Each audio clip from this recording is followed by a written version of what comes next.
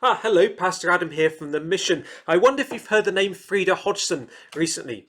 Frida Hodgson is a 106-year-old woman who survived Spanish flu when she was a child, and she's now survived COVID-19.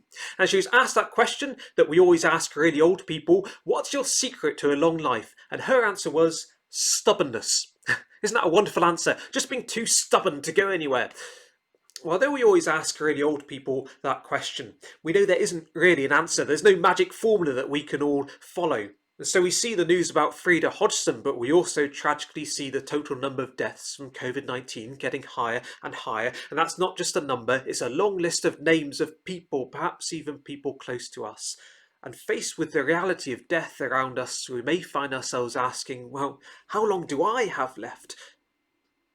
I'm going to be at the funeral of a friend later this week. It'll be a day of tears and pain and maybe anger. But I'm thankful as a Christian that it'll also be a day of hope.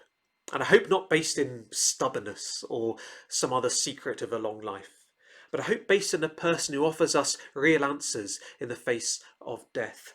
The person of Jesus Christ, who once said these words, "I am the resurrection and the life. The one who believes in me will live, though they die." Death is not a natural part, an original part of God's creation. Death has come into this world because we've turned away from the God of life. We've sinned.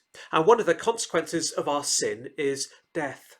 But Jesus is God the Son who came down into this world to rescue his people from our sin and from the consequences of our sin. And so he died on the cross to deal with our sin, experiencing the full force of the death we deserve so that we don't have to. And then he rose from the dead so that as we trust him, as we believe in him, he lifts us up to a new life with the God who made us, now and forever. And one day this Jesus will come back and all of his people will be raised with new bodies to be with him forever. And so death now is still horrible. It's a time of pain and sadness and anger.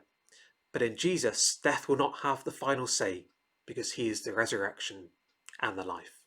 Thanks for joining us. God bless.